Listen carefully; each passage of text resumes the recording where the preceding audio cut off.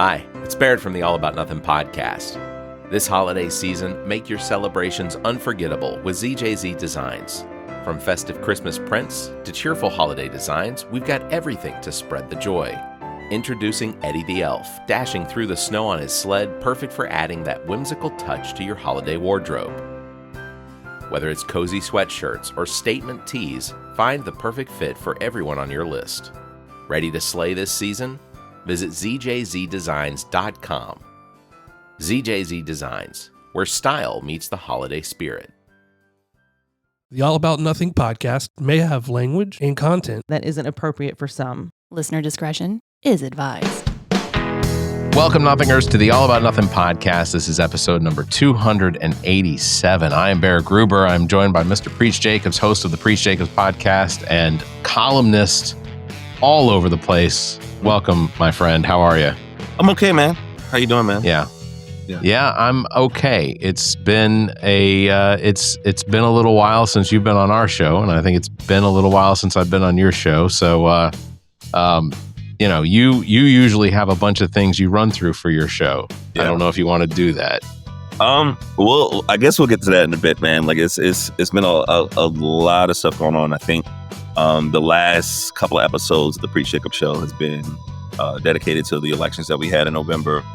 Yeah. And then I think that by the middle of November to now, things just got really, really, really hectic. Some of it was work-wise, some of it was personal-wise, some of it was just, not the best of news, but we'll talk about that as well.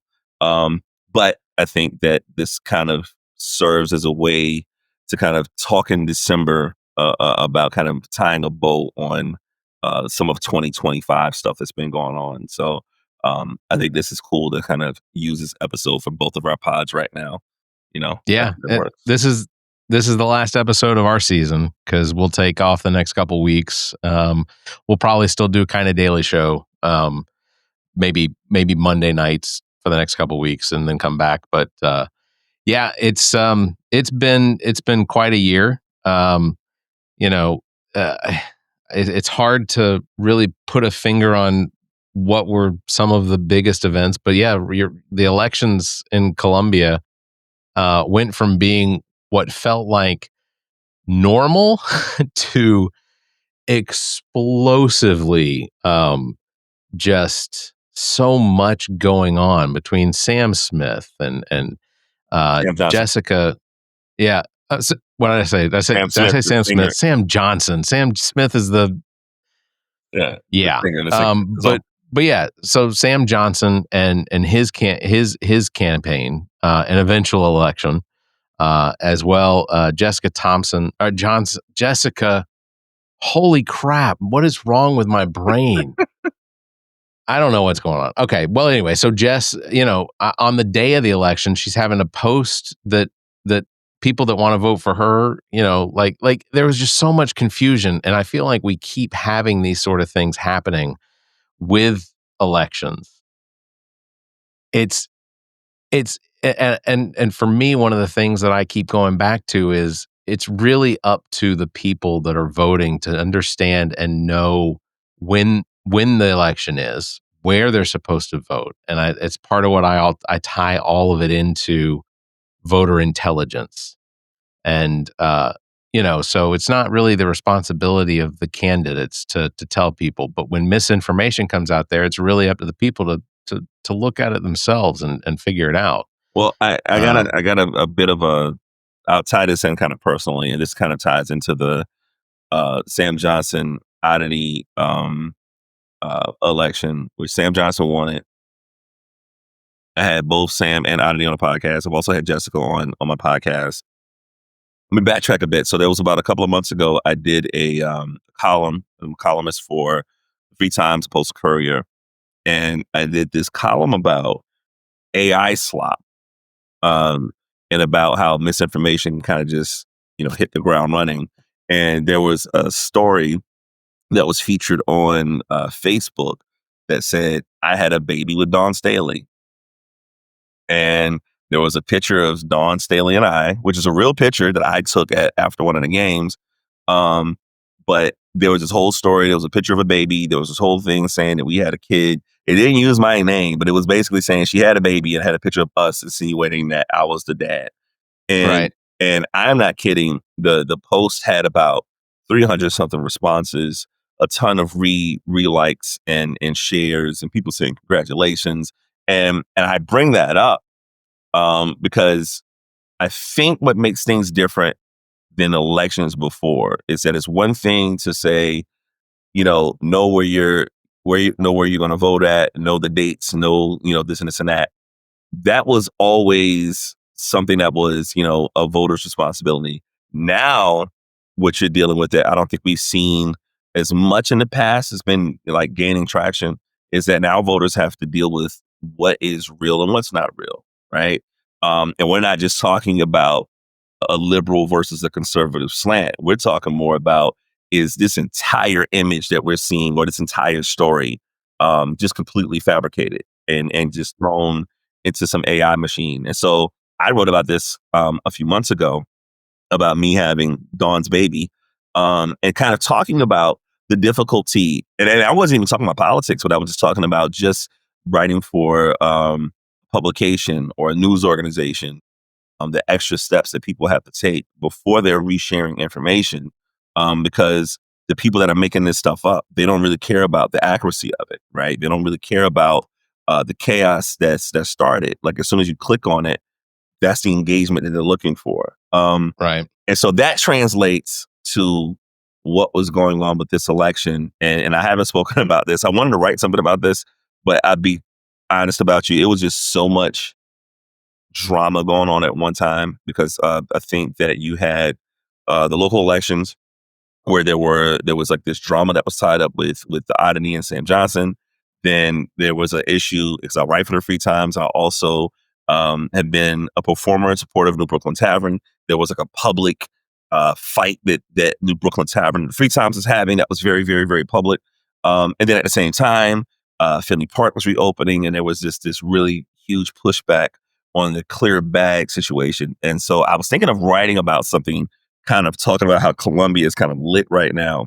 But there was a part of me that just felt like things were just a little too turbulent to kind of talk about it. And so for the people that don't know, one of the things that came up, and I'll say this kind of clearly, like when I was interviewing everyone for the podcast, I would have candidates wanting me to like publicly endorse them. And I would always say, I can't publicly endorse you because I'm covering all of y'all, right? So if I'm covering you guys and then I endorse someone, it really doesn't make any sense to have another candidate that is running against you or running with something else. Like I kind of think I'm more valuable as a columnist or as a journalist or as someone that's have a platform that you come here and speak on it to make it, somewhat fair to have people to be able to talk about their platforms and communicate kind of in a non-biased or a publicly biased situation.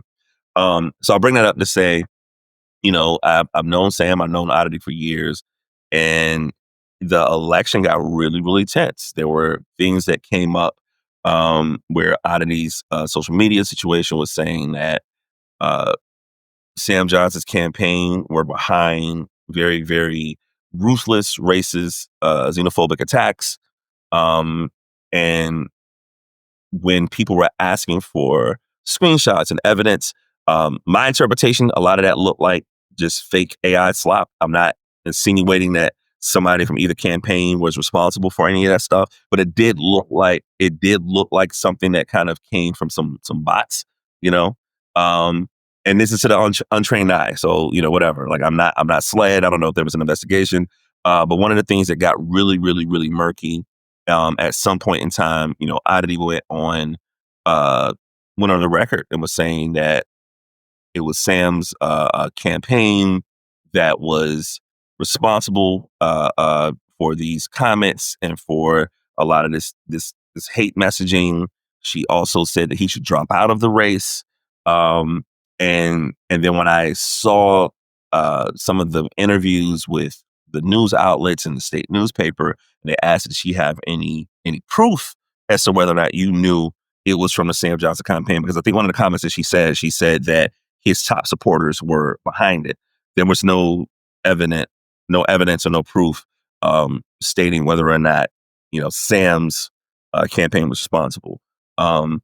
And that was kind of a big deal to me, because I think that is really, really important when we're having conversations about elections and things that, look, man, these are local elections. It's not a lot of people that are voting for these things to determine these seats. So we're not talking about a massive amount of people, which also proves the point that it doesn't take much to sway people to another direction. It doesn't take much to ruin somebody's career. It doesn't take much to ruin someone's reputation. And I would always say that if there's evidence of any of these things, of misappropriations or racism or xenophobia or just really nasty politics, I'm never a fan of that.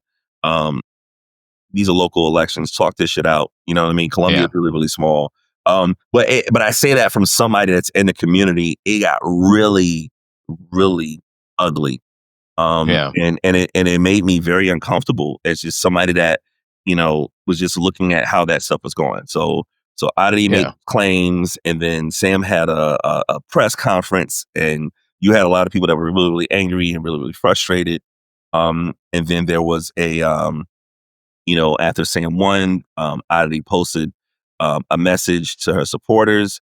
It wasn't a concession speech. It sounded very, very angry and frustrated.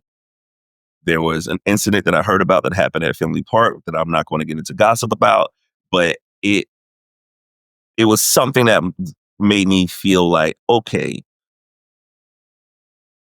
it felt like a bit much, especially for local politics. Well, and I wasn't the biggest fan of it.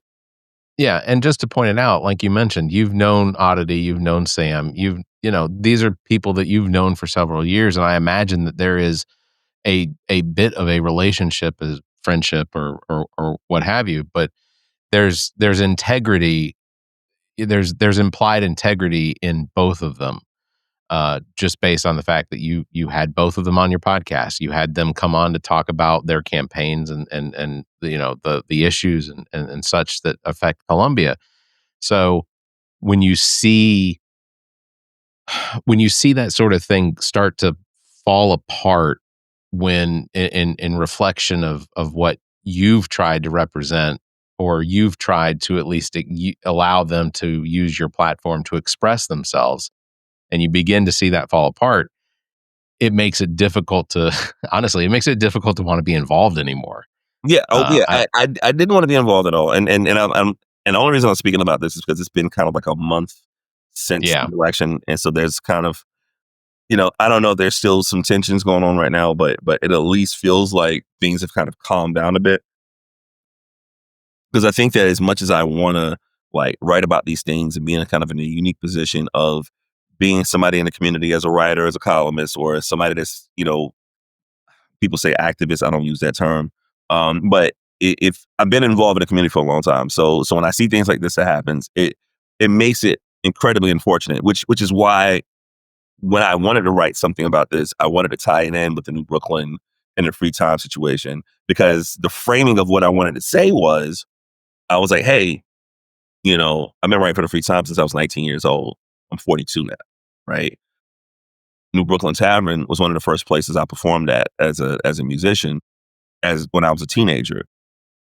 More than anything about taking sides, I want to talk about, these are two major institutions in Columbia that are very important to me, that I need to see y'all work this shit out, right? And I think that was primarily what I wanted to write about, and kind of tie in the election with that, and kind of tie in kind of some of these things with the community needing to work together.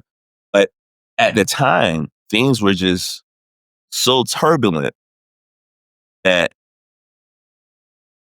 I thought if I wrote anything about, the New Brooklyn situation, and New Brooklyn supporters saw the word free times associated with it, that it was just going to kind of just have this whole attack of people supporting New Brooklyn, and then vice versa. If I sent a column defending New Brooklyn Tavern to the Free Times, they might not want to run it. So it was just something that was just extremely unfortunate, because I know what it looks like when the city doesn't work together with stuff. Like from a creative perspective and an artist perspective, I know what it felt like doing hip hop shows and not getting government funding, not getting grants, not having venues that want to fuck with you. So I remember the days of infighting, and I just don't think that it's the direction it needs to go into, especially when it's just, man, man, when Trump gets that third term, you know what I mean? Oh, Like, why would you?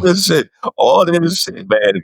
We need to figure this stuff out right now. And so I think that was kind of one of the things that I kind of really want to talk about, and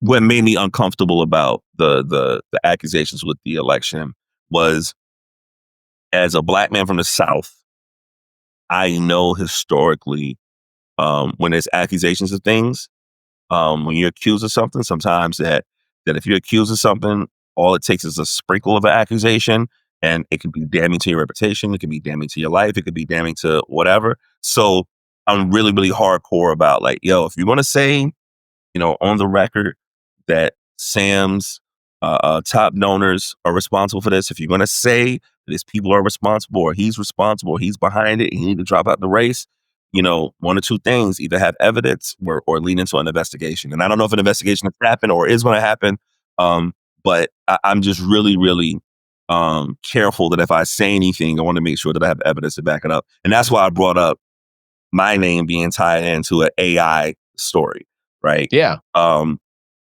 because honestly, I didn't see that whole article written about me in Dawn Staley. Somebody sent that shit to me, right? And then you sent it to me. Yeah, exactly. I was like, so I say that to say that there is at times a lot of disinformation, whether it's negative, whether it could be, sometimes it could be misinformation that is probably considered lighthearted. It could be something, whatever. But when I say things are real or not real, or someone has, if someone's being malicious, I want to make sure that there's real evidence and support for that. And that was something that, seeing how that went online, because I didn't respond to any of those comments. I just, from the background looking in, I just saw it all just got really, really nasty, of people in the comments leading up to the election. And I just thought that was really, really unfortunate. And so I hope that, since things are kind of simmered down now, that things will get back to normal, and hopefully, between the both of them, between Oddity and Sam, I don't think Oddity is going to not be involved in the community, not be involved with outreach, not be involved with being somebody that people can look towards. I hope she's still involved as well, and I think the city needs both of them, and the city has room for both of them. I think the city would benefit from having both of them. Absolutely. I think Sam is outstanding, and Oddity, her years already having been a council member, I think that she was one of the good voices in, recognizing the issues.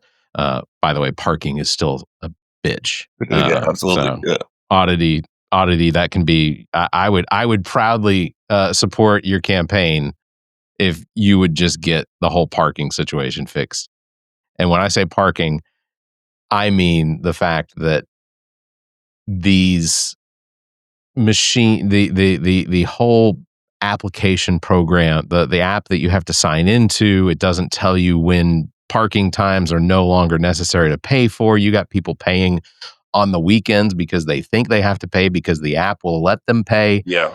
It's such a jacked up situation, and it seems to me like it's something that would be easy to fix. And it's been an issue for almost 2 years now, and the city of Columbia is profiting off of people not recognizing when they have to use the app to pay for parking and when they don't. And yeah, you know what it reminds me of?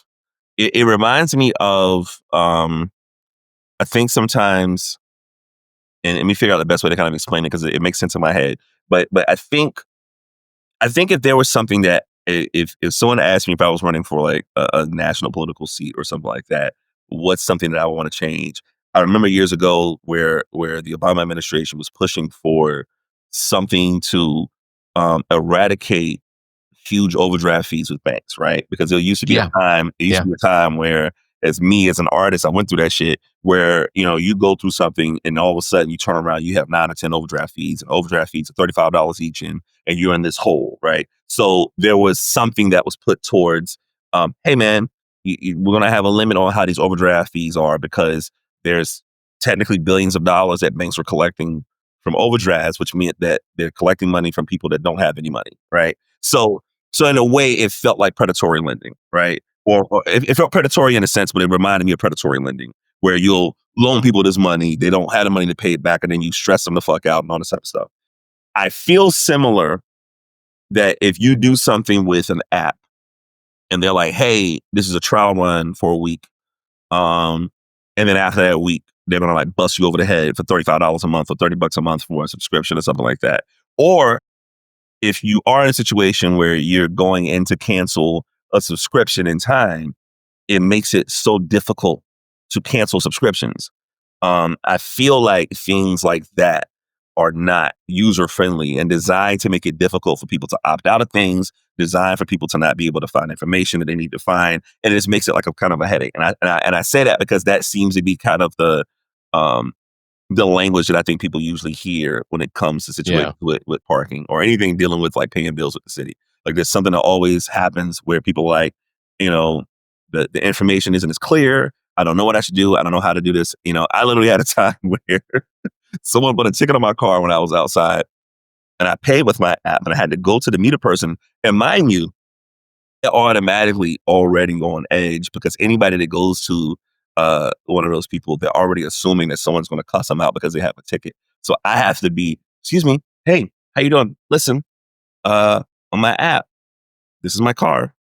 I'm still covered right now. And the person looks at it, says, oh, we messed that up. And then like cleared it up on the spot. Right. But I'm like, what would have happened if I was an upset person? What would have happened if the average person goes through these things and they're paying these fines? And so I get it. But that was one of the things that I've heard a lot about are people dealing with those, dealing with the payments for the meters and things like that. It's been very frustrating. Well, and just to acknowledge, Columbia is not the only customer that Passport uses for their parking. So, there's something like 980 or 1,000 cities that are also using the same app. So Columbia being, number 84 in the market means that the potential is that they may not be very high up on the priority list, which I get, but just explain it. Just tell us, you're trying to work with them. But I've tried to contact Rickman to come on the show to talk about literally that several times and gotten no response. So, really? Okay. Yeah. It's not maybe you and I can just go park outside his office. We'll just all right, let's see how they go. We'll bring some chairs. I interviewed him for my pod like a year or so ago. Yeah. I would say he seemed gung-ho to do it. I had to reach out to him a couple of times. And then when I reached out to him again, with the text messaging, I never heard back. So I don't know. This might have been one like, hey, you already got your one conversation. Right? Look, I'm going to tell you right now, Rickman, you can sit right here. My arm will just right here. Anyway. Yeah. And people have told me he's not a bad guy. I think that he's done fairly well as far as responding to the people in the community about the issues that they have. And he seems to listen, and he's very quick to send a letter in response to letters that he receives. So that to me is the sign of a good representative if they're at least willing to acknowledge that you are trying to communicate with them. Oh, speaking of which, I think this is important to say as well. You can tell I haven't done a pod in a while because I'm very wordy, but I feel like, so I had a couple conversations. I thought you were just an author. Listen, that too. No, I had a couple conversations with Jessica Thomas that ran for mayor. I interviewed her for the podcast, and then we had to sit down after the election, kind of. And it was kind of like I was really impressed with her saying, like, from the outside looking in, what were your thoughts on this? What were your thoughts about the election? And she was really, really upset about losing the campaign to Rickman, and I'm like, well, look, I was like, very rarely do people win their first election. I mean, people like Oddity probably won their first election, things like that. Obama probably won all his elections, whatever. But those are really kind of outlier situations. And I said to her that usually people would run for something small and build their way up. And the fact that like a 27-year-old woman is running for mayor, I just thought that what I think is really important that I've been seeing, and I think this uptick happened especially after Trump was elected their first term. You're seeing a lot more young people getting involved in the political spectrum that probably wouldn't have done it before, right? You've seen like these large numbers of young people coming in. AOC came out of this. You have New York's mayor is 34 years old. You have Dr. Jermaine Johnson, who's running for governor. Shout out to him on the Breakfast Club. So I'm really excited to see young people, and especially excited to see young people of color getting involved in the political process. Which I feel like if you lose an election, I don't want you to be discouraged. I would say that I think it's promising to see that, because I think that one of the conversations that we have about local politics is that it feels like, I wouldn't even say local politics, like the president's, all the shit they said about Joe Biden, age-wise, Trump is falling asleep during Yeah. during briefings, right? So I do think that it is necessary for younger people to say, hey, it's our time to get involved. And any young people that I see that get involved, I wanna salute them, because in my mind, there's no way in hell I want to get involved with stuff like that again. There's no way in hell I want to get involved in politics again. You know what I mean? Yeah. So I just wanted to say that the people that are running, whether it's small districts, whether it's, mayorship, whether it's gubernatorial, whatever, I just want to encourage young people to be involved and to move forward, Well, and on the heels of what you've expressed there, I want to remind people, at least here in District 88, that we're recording on a Thursday night, but the election is literally a special election for District 88, the seat that R.J. May vacated from his prison cell after he pled guilty to multiple charges of child endangerment and sexual exploitation. Used this podcast, and I endorsed Colonel Hightower, because I think that Colonel Hightower represents exactly what District 88 needs. Because at one point I was potentially going to run for that seat, but after having gotten to know Colonel Hightower and becoming close friends with him, that he is the candidate that the district needs, because I'm fucking awful. Like, I am I am insufferable. I am egotistical, and I use my words to point out people's lack of intelligence on things. Hey man, you keep talking, you might be able to run for president. I'm just saying. I don't know if that's a good idea either, but at least I'd be I think that I'd be more acceptable than what we currently have. But that's my opinion. I'm one of 342 million people. So, I also want to say that this year, you started your podcast this year, as well as we had several runs of the Soul House sessions with Preach Jacobs, which I got to attend. I want to say I got to attend 2 of them or 3 of them. Did you go to Nikki Finney?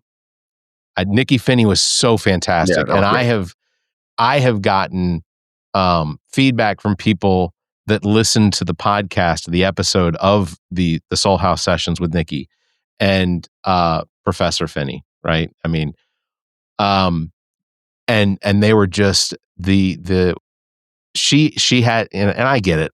People are going to say the same thing over and over. Barrett cries too easy, and I get it. But like, her message and her strength and just the passion that she has, she had me in tears sitting in that audience.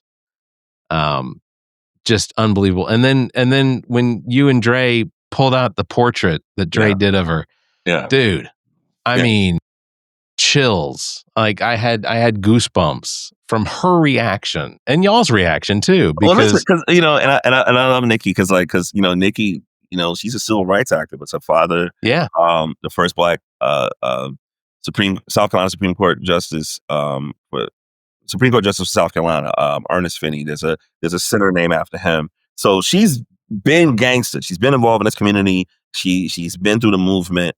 We started our conversation and she's just like, I'm not here to entertain. I ain't putting up with no bullshit. So when we were first talking and we were just like, she's like, I want to have a real conversation. I was like, yo, I got something for you too. At the end of this, and she's like, yo, ain't nothing gonna bother me. You know what I mean? Like, she was really kind of like, So to see that response from her, you shocked her, man. Look, and shout out to Dre. And I say this 100%. I say this lovingly about my boy Dre. I say this lovingly about Dre. Deadline is not his best friend. right? Sure. And let's just say that we were having a conversation on my porch to create that art piece for Nikki. It was probably 2 weeks out from the event. Yeah. And so that meant that he had to like illustrate it. He had to, create it, illustrate it, and then we had to have the leeway to get it printed and get it in on time.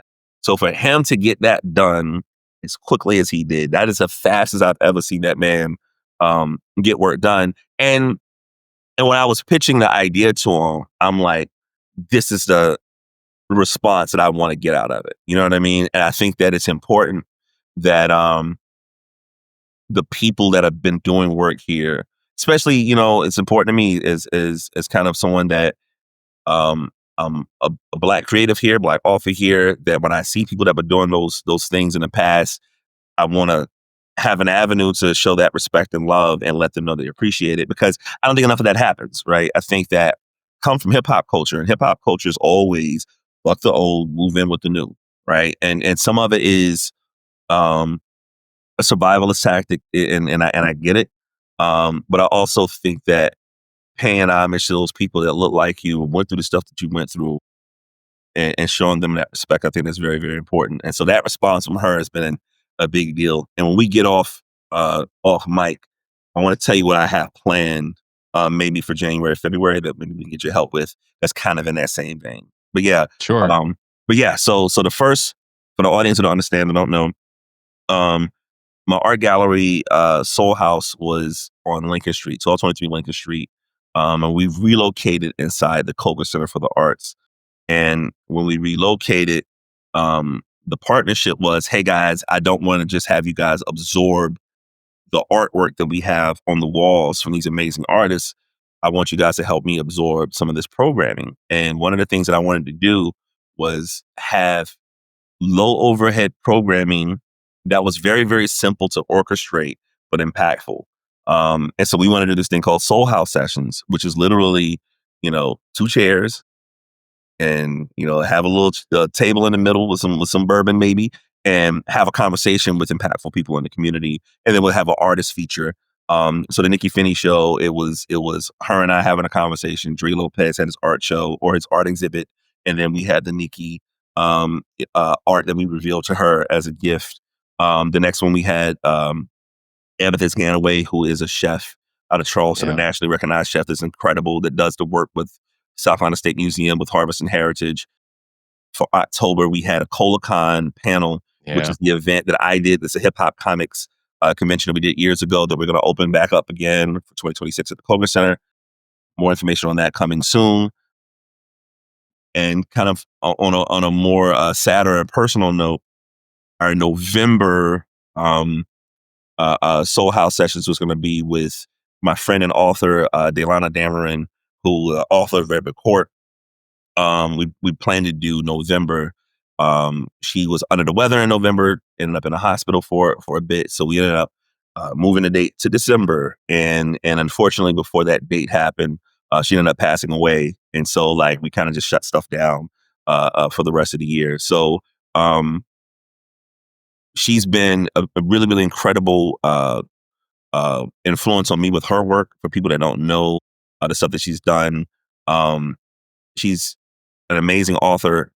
Redwood Court is her debut book that was under Random Penguin House. Her next book that's coming out posthumously is going to be called Fairfield County. The New York Times did a bit on her. And today, if you're hearing this on Monday, my essay about Delana is out today on Free Times / Post and Courier. So it was just an amazing loss for the community. And her work was really, really highly specific towards, the heartache of growing up in the Black South. And one of the things that I thought was really, really brilliant about her story was that there's a lot of conversations, especially with creatives, that, hey, if you're going to do something well, you got to get the fuck out of South Carolina. You got to leave. And so South Carolina was always seen as, if you're here, come back here, it's some type of failure. And she never looked at it like that. She really, really embraced the South Carolina roots. She really, really embraced writing about Black life in South Carolina and wrote about, people that look like my family in the communities that would never get the type of attention that a national publisher would give, So I'm not doing it justice for anybody to get a chance. Like, please read the column, check out her work. Just an amazing, amazing loss. But yeah, but after that happened, we kind of was just like, all right, out of respect for her and the family, we wanted to take some time before we did another Soul House sessions.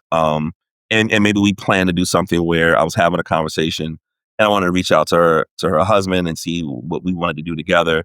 That maybe we'll do something where it's just her family and friends coming to recite some of her work. So the event would be like, hey, do you have a poem? Do you have a story? Do you have this? And I just think that it's really special that her work did the heavy lifting for us. Because I went to her service last week, and as I said in the column, I was just like, this is the first time I've been to like a Black funeral, and the preacher didn't give a eulogy. We did it. Yeah. Everybody got in line and they said, what they thought and felt. And a lot of times they pulled out some of her work as if she was preparing us for the moment. So Yeah. an amazing, amazing loss to Columbia and to the literary world. But that was what we were working on. And I think that in the spirit of her work and what she's doing, I had some things that I want to do for 2026 to kind of keep the memory going and to keep the energy going. Her and I would talk quite often, and she was a big supporter of the Soul House sessions. She was ready to talk her shit, and she would be like, yo, get these people, do these conversations. It's important. And a lot of times they get discouraging because you'll do events and people don't show up, or you don't sell enough tickets, or, am I making an impact? And so she was very, very, very instrumental on the drive motherfuckers about to see coming from me now. She's been kind of the battery in my back for it. So 26 is going to be an important year for me. So yeah. I absolutely encourage everyone to go and read the article in the free times, because when first of all, Preach, you are an unbelievably good writer. Appreciate because what you write is so easy for me to read, and I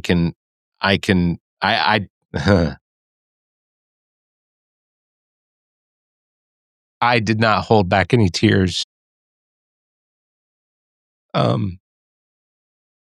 You could absolutely feel your loss. And honestly, people,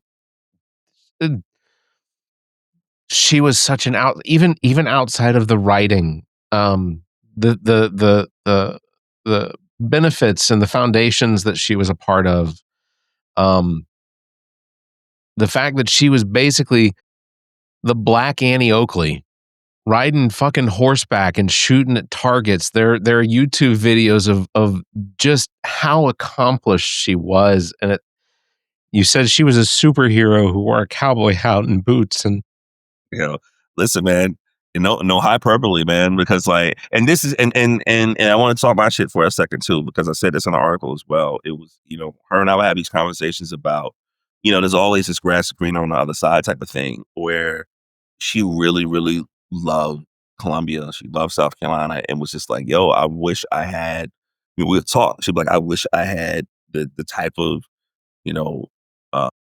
attention and love that Columbia gives you, Preach. And I'd be like, well, shit, I wish I had the national acclaim that you had, right? And so, and that was one of the things that we were doing for the Soul House sessions, was like, yo, let's have this conversation shit in Columbia. Let's talk our shit, I'm really, really frustrated. I reached out to a friend of mine at the state paper, and, this wasn't his department, but I was like, hey, I said, this is an author from here, Delana Dameron. You'll have to cover her. You'll have to do an obit. You'll have to write something. And my friend was like, oh, all right, that's not my department, but I'll send it up the ladder. And so as of now, as of today, I haven't seen the state newspaper write anything about her. And when I say the New York Times had an amazing obit where you're talking about her work in riding horses, they have videos of her riding horses, shooting targets. It was absolutely incredible. And as much as I was touched that New York Times wrote about her and covered her, I was really frustrated that the local publication here that she used to write for, by the way, she used to write for the state, didn't write shit about her.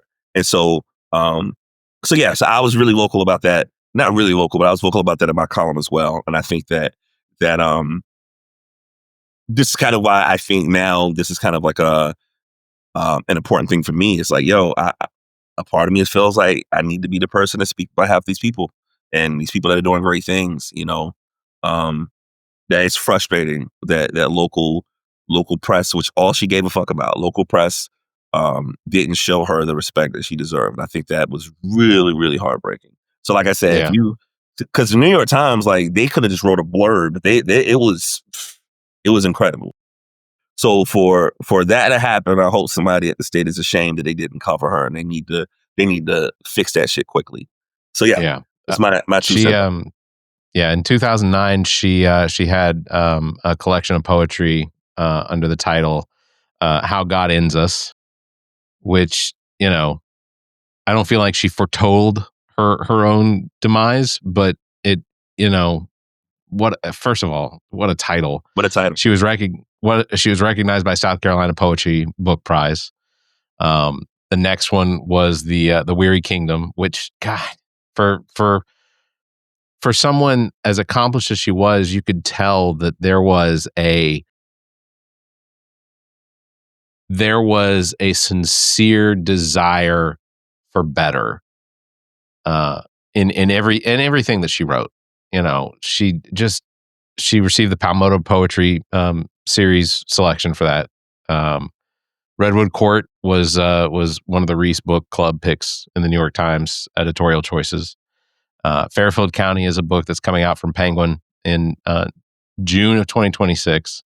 I'm excited about. I think I really look forward to it. I regret that I never had an opportunity to meet her, and I appreciate the fact that you have so many experiences with her that I feel like you and I just sitting down having a drink, I get to hear at least secondhand those experiences.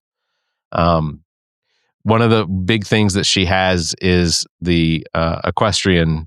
I want to call it a farm, but it's Saloma Acres, and that's in Blythewood, right? Basically an equestrian and cultural center space that she founded. It's 22 and a half acres. And I don't want anyone to leave this without knowing that there is available. You can make donations to. Link, I'll get it to you because the husband sent me a link. I'll get it to you. We'll put it in the bottom of because that was some inside baseball. She had 8 horses and pigs and donkeys and amazing animals, and I don't know how deep the husband was with the equestrian part of everything, because that was her passion and her love. And so I was afraid. I was like, oh my gosh, I can't imagine what he's going through. Is this going to be something where he's going to,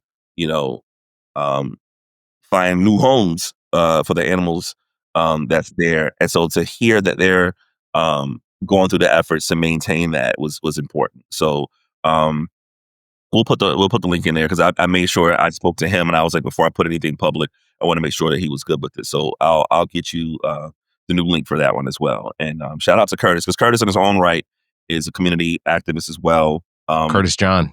Yeah. Curtis John. Yeah. Look him up. Look him up. And they were, he's a film guy. So anytime you would see screenings of Black movies with Luminal Arts in Columbia, he was behind that. And him and Delana, every holiday season, they would show movies at the farm. They'll show The Preacher's Wife, and they would do community outreach things on the farm and get people to be around horses, be around nature. So it was really, really a joint effort to finding creative ways to interact with the community. So I just want to say love and shout out to him as well. But yeah, definitely get that link to you as well. To anybody that want to support. Another important one, Black Arts Future Fund, is one that she was heavily involved in 2017 to 2023. Basically a supporting community-based Black arts organizations. So, what she did with her time, her available time, just unbelievably outstanding. And like you said, and she expressed, the fact that the city that she's from didn't really see, she was one of those hidden treasures. And as far as I'm concerned, I don't want her to be hidden anymore. It's just, I do look forward to the Soul House sessions continuing. And of course, whatever help I can be is, ultimately because I love you and the success. I want to see you succeed enough to be president of the United States. Maybe number 50.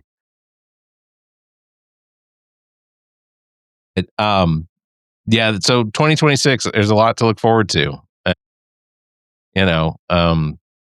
I think that I know we don't have a lot of the details on it, but I'm really looking forward to the con coming up next year. I will say this is a bit of a breaking news because I don't know if we're going to have this available by the time people see this, but I'm announcing it first.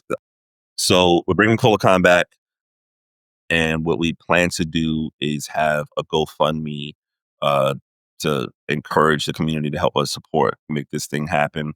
We have a headliner that is not public yet that we're working on. I don't want to say anything until paperwork are signed and things like that. But for people that have come to the experience of the ColaCon events, we've had everyone from Ghostface from Wu-Tang Clan to Fight from Tribe Called Quest to Talib Kweli to Pete Rock to some of the most amazing comic book illustrators in the industry.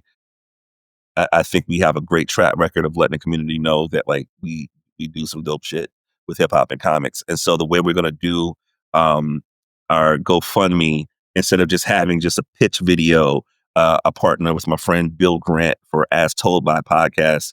And so we basically did a podcast interview / GoFundMe pitch. And the interview was with Sanford Green, talking about the importance of hip hop and comics. So when we put this out, it's going to have the information to be able to donate and give to help ColaCon happen. And also going to have a talk with the leading man with hip hop and comic book culture, Sanford. So that's gonna be coming soon. We're getting the website and everything squared away now. If anybody has any interest in being involved with ColaCon or sponsoring, y'all can send me a message directly. Just follow me as Preach Jacobs on all the social media thingies as we get things ready for ColaCon. But it is coming soon.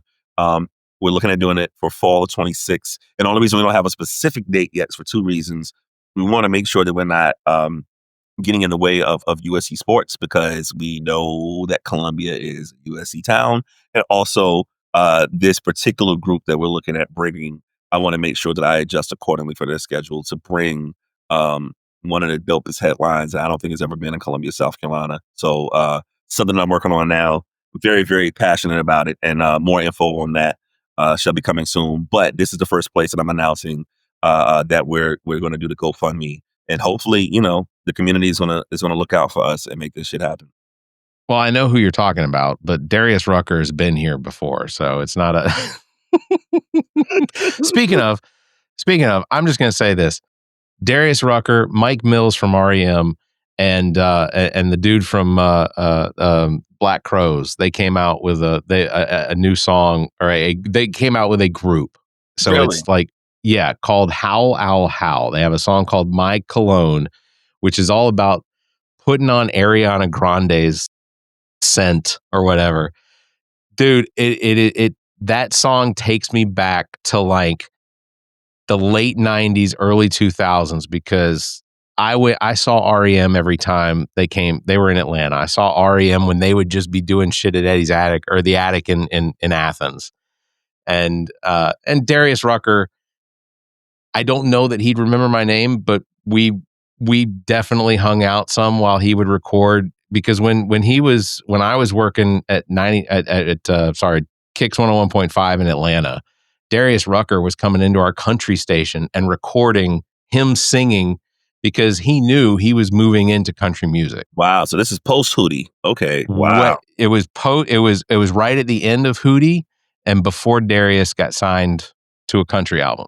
So sidebar, before he got into country, he put on an R&B album. Yeah. Yeah. So he was on a small R&B record label called Hidden Beach that discovered Jill Scott, and he had a whole R&B record. It wasn't a bad record. It just, he just really looked uncomfortable. So it's like, yo, man, Sing the shit but- that's in your heart. You know what I'm But saying? if he's, R&B music ain't your shit, man. Sing Wagon Wheel. We still love but it. Like, I was gonna say, but if he's not wearing a ball cap and a half tucked in shirt and torn up jeans, I don't think he ever looks comfortable anyway. yeah, absolutely. So, But all right. So quick. Speaking of country music, so, I was asked if I wanted to go to a country concert for the Free Times to write a review. A couple of years back. Or was this before the pandemic? I can't remember. Anyways, it was a few years back. Free Times wanted me. They basically were just like, "Yo, we're getting free tickets to Jason Aldean. We don't have anybody to write about it. Would you be interested in writing about it?" And I think they were unsure if I would do it because of the hip hop dude. And I'm like, "Are you going to pay me?" And I was like, "Sure." I was like, "Fuck it, I'll go." Right. So they gave me 2 tickets, and I made sure I took a white friend as backup. You never know. You never know. You know, I was going to be outnumbered completely. But but you know, and plus it wasn't a white country friend. It's my guy's from Boston, and he's like a big Patriots fan. So like we both part of been in trouble. But anyways, so we get in there, and I'm like the only black guy in there, right? And I'm joking with my friend. I was like, "Yo, dog, I'm the only black guy in here. I don't know what to do. This is uncomfortable." My friend said, "Yo, dog, don't worry about it. Since you're the only black guy in here, they're just going to think you're Darius Rucker." So that was our inside joke the whole night. Like, he was just calling me Darius, and it was just fucking hilarious. And it was uncomfortable because when Jason Aldean is singing these songs, which are huge records that I don't know none of the fucking words to, right? Because I don't listen to it.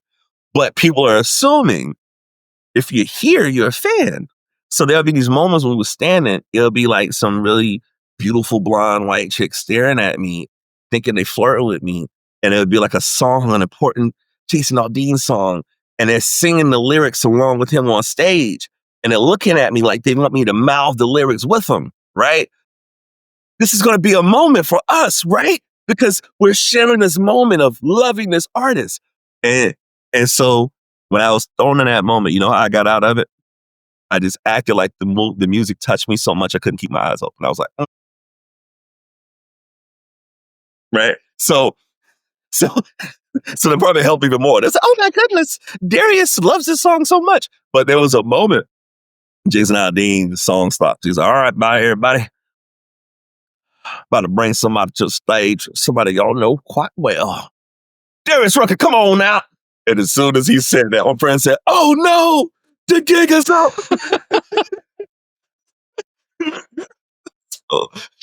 Did Darius Rucker actually walk out on stage? Yeah, he performed. Yeah, he performed. Yeah.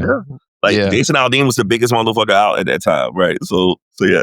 So that shit was hilarious. So see, you want to know how disconnected from country music I am now? What's up? I don't know a single Jason Aldean song. I couldn't name a single one. And I know there are people that are listening to this or watching this going, you know Jason Aldean songs. I don't know they're him. I couldn't, that's, and that's my fault, because my playlist. So do you do Spotify or Google or whatever? What was when you did your year in review? What was your age? I'm much older than what I'm supposed to be. I think I'm like 50 something. Yeah. 71. Really? 71.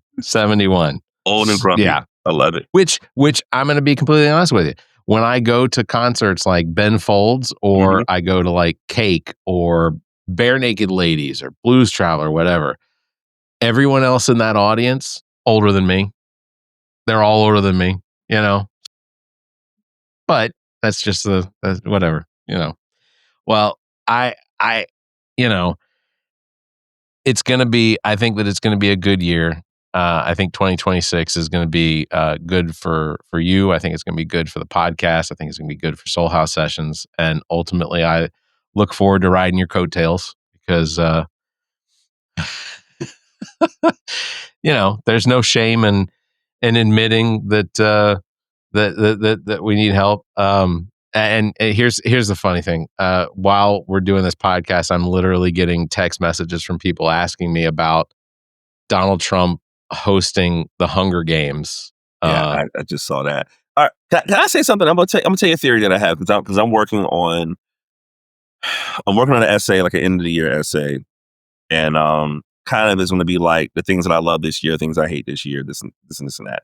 And one of the things that really inspired me, going back to the Nikki Finney conversation, was, I was talking to her and I'll bring up, oh my gosh, look at all this crazy shit going on with this administration. And she was like, I am not going to allow them to distract me from what's important. If she's a poet, if she's a writer, if she's an essayist, if she's an author, there's so many things that I can talk about that needs to be focused on in my community that I don't have to bring this person up. And so I thought that was really, really an interesting take. And I had this theory, and I don't know how well I'm going to articulate it, but it's something that I'm working on that I'm going to write about. So bear with me for a second. But there was an episode of The Simpsons, and I forgot the premise of it exactly, but it was basically like there were these billboards that came to life and took over the town, right? So there was a billboard of a big kid. The big kid started walking through the town and terrorizing shit. Whatever was on the billboard came to life, right? So everybody in Springfield was freaking out because these huge billboards were terrorizing the town, making people do what they didn't want to do. Everybody was unhappy. And at one point, Lisa's having a conversation with somebody and was just like, yo, do you know how you get rid of a billboard? And I was like, how? She was like, you ignore them. And so Springfield, when the billboard monsters are acting up, everybody would just act like they didn't exist, because if you don't pay attention to the billboard, they're going to replace it with something else, right? And so I just thought that premise was just so interesting, looking at anything that this administration is doing. But I'm like, yo, what if for one day, all news outlets did a blackout on his shit? I've had that exact same thought before.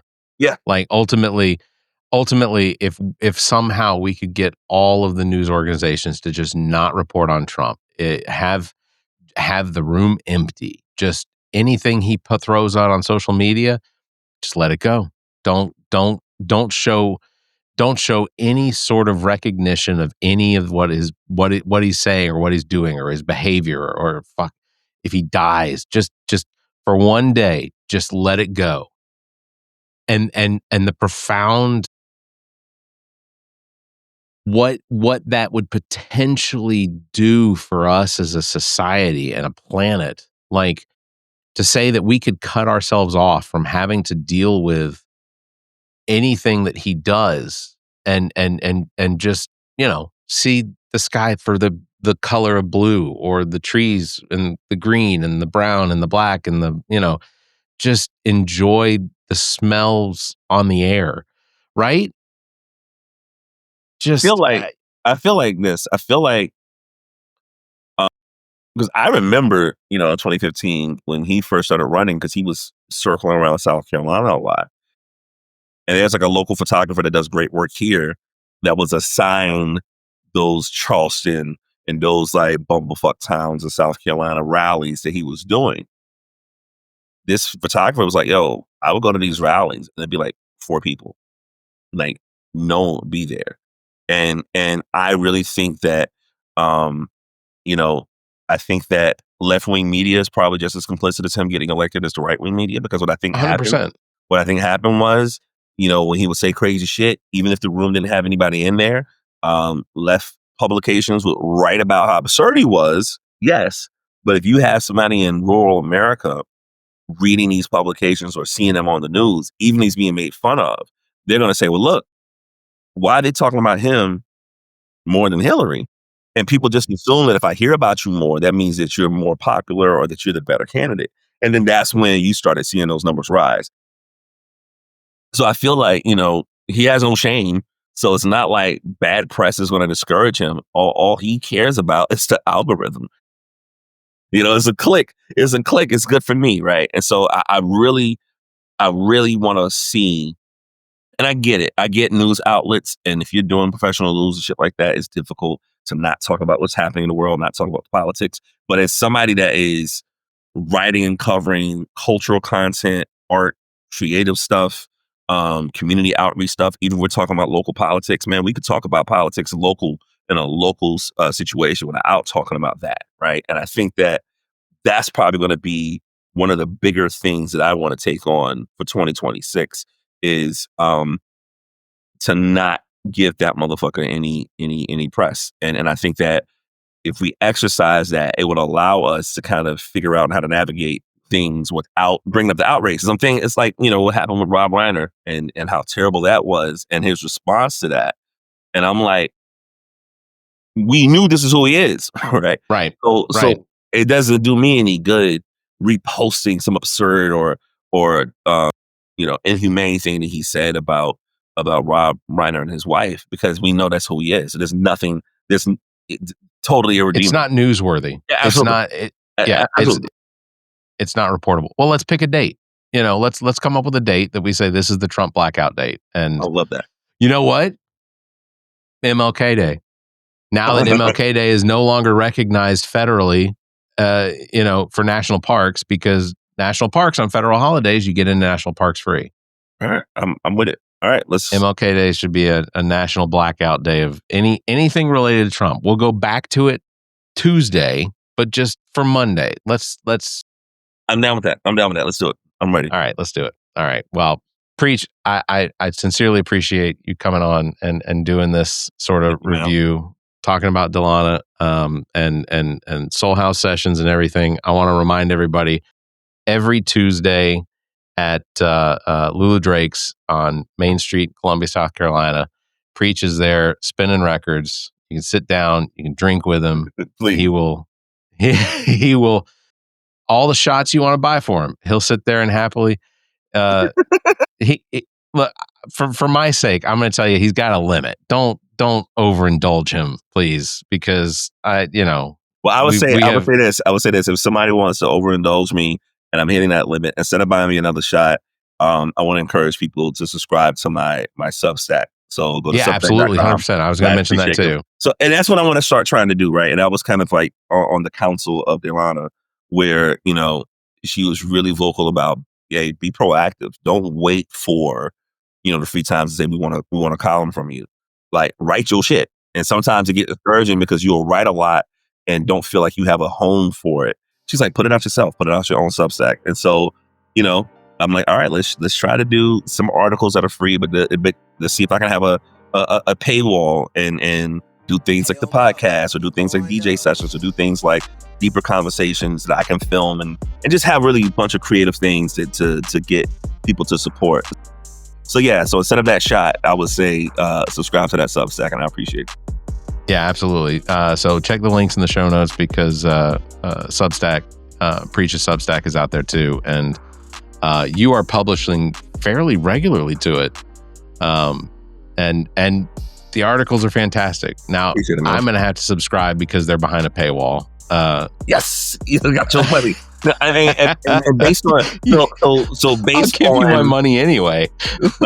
Thank you for the shots. But I based on Delana's recommendation, she's like, you need to be putting out once a week, and the Free Times wants me bi-weekly. So I'm essentially saying, all right, well, one column a week. Like find yourself doing that. Force yourself to do it. And I'll say this. Is kind of a dismount. One of the motivations that I have when I get discouraged about writing, there was, is it Peter Hamill? Can't remember, but it was a really, really famous columnist. I think he wrote for the New York Post way back in the day. Really, really grumpy guy, but an amazing columnist. And there was a great documentary on him on HBO. And there was something that he was talking about, because he had to write a column constantly. I don't know if he had a daily thing or a weekly thing. He had to write it constantly. And he said there was a moment where it was difficult for him to figure out something to write. And an older person from the newspaper came to him and said, yo, man, you got a deadline. What's going on? And he said, man, I don't know. I have writer's block. He said this old newspaper guy looked at him and said, you're not important enough to have writer's block. This shit done. And I thought that was just so anytime I'm discouraged, I'm like, nah, why do you have writer's block? Fuck you. Right. So whether or not it's good or not, I'll leave it to you guys. When y'all subscribe, y'all can fuss at me if it's not good enough. But what I am going to do is I'm going to be proactive and write. And sidebar, I've had this sitting in front of me. This book here, Sing the Truth, is a compilation of short stories. Delana is in here as well. So when I was working on my column, I remember she gave this to me as well. So I think it'd be cool that we put a link to her books in there as well. I think it'd be dope. Yeah, 100%. I will absolutely do that. Yeah, I'll put a link to all of her publications and her books, because I want her memory to go on as outstanding as she was. Between you and her husband, I think that her legacy is going to continue. So that's what I look forward to. Thank you, man. Well, thank you, sir. Brother. All right. Love you too. All right, buddy. I'm going to wrap it up. It's going to do it for this episode 286. Links to all of our past episodes, podcast platforms, merchandise, and social media available on our webpage, theallaboutnothing.com. And if you think our financial model of giving away free content and entertainment is silly and you're in the giving mood, why not become an official Nothinger and support the show? Members get early access to this episode as well as exclusive content. Visit members.theallaboutnothing.com, or you can find a link on our webpage. Till the next time, you all have a Merry Christmas, a Happy New Year.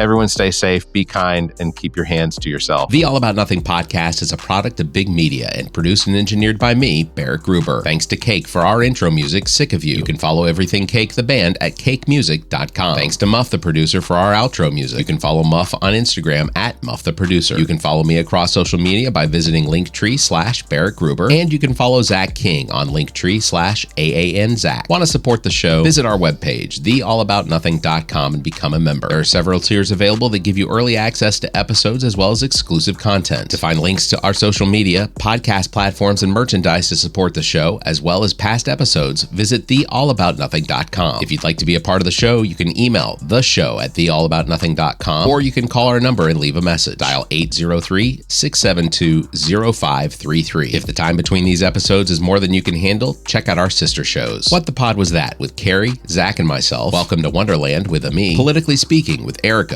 Kirsten, and Emily, and Black, White, and Blue in the South with Dr. Jameel Brooks and Bill Kimmler. Please subscribe and share this show. If you're on YouTube, please subscribe and punch that notification bell. Thank you for listening, and hear us next week.